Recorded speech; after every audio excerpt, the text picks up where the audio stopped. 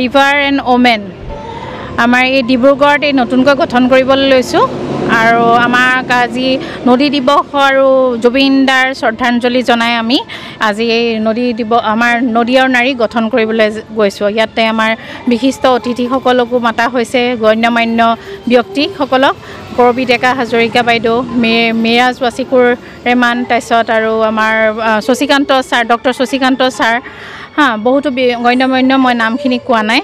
আৰু আমাৰ এই অনুষ্ঠানটো বহুত কম সময়ৰ ভিতৰতে আয়োজিত হৈছে। 3 তাৰিখ নে 4 তাৰিখৰ পৰা আমি ডিচিশ্যন লৈছোঁহে যে পাতিম বুলি। তাৰ মাজতো পাতিম নাপাতিম বহুত কথা আহি পৰিছে। তাৰ মাজতে আমি কেনেকৈ কৰিব পাৰিছোঁ আয়োজন নাজানো, তথাপিতো আমি সকলোৱে সহযোগিতা আগবঢ়াই আমাৰ যিখিনি কমিটি আমাৰ কেইগৰাকীমান আছে, এতিয়ালৈকে আমাৰ 38 গৰাকী মেম্বাৰ হ'ল আমাৰ নগৰ সমিতিত। গতিকে আমি এইখিনি লৈয়ে আজি এইবাৰ ডিব্ৰুগড়ত নগৰ সমিতি গঠন কৰিব পাৰিছোঁ। আমাৰ কেন্দ্ৰীয়ৰ পৰাও বহুত কেইজন অতিথি আহিছে, তেখেতলোকক আমি সম্বৰ্ধনা জনাইছোঁ, ফুলাম গামোচাৰে আদৰণি জনাইছোঁ। আমাৰ ডক্টৰ শশীকান্ত ছাৰৰ ভাষণেৰে তেওঁলোকক কৰিলোঁ, স্বাগতম জনালোঁ। আৰু বাকী বিশেষ আৰু নকওঁ, সিমানটোৱেই।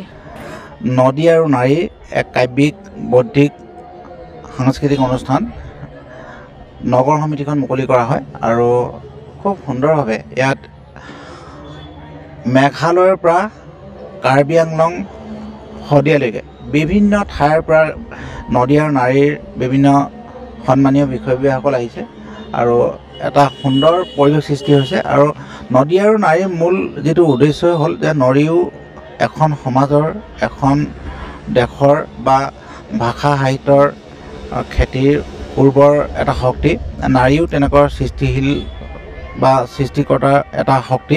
গতিকে নদী আৰু নাৰী দুয়োটাই অভিন্ন, গতিকে দুয়োটাই সৃষ্টিৰ সৈতে জড়িত হৈ থাকে, উৰ্বৰতাৰ সৈতে জড়িত হৈ থাকে।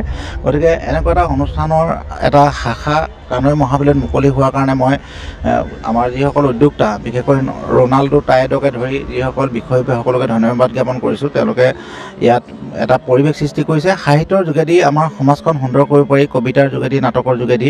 আমি এইটো কথা দেখি আহিছোঁ যে পৃথিৱীত বিভিন্ন ধৰণৰ শক্তিশালী যিবিলাক সভ্যতা আছিলে, মোগল সভ্যতাই হওক, আমাৰ চুমেৰীয়া সভ্যতাই হওক, বেবিলনীয় হওক, বিভিন্ন ধৰণৰ সভ্যতাবিলাক শক্তিশালী সভ্যতা হিচাপে পৰিচিত হৈ আছিলে।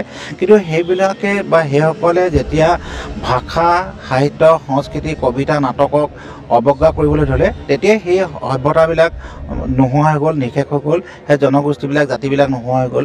গতিকে আমি জাতিটোক শক্তিশালী কৰি ৰাখিবৰ কাৰণে আমি সদায় ভাষা সাহিত্যৰ সাধনা কৰিব লাগিব, ভাষা সাহিত্যৰ চৰ্চা কৰিব লাগিব, তেতিয়াহে আমাৰ জাতিটো শক্তিশালী হ'ব। গতিকে নদী আৰু নাৰীৰ যিটো অনুষ্ঠান, মই ধন্যবাদ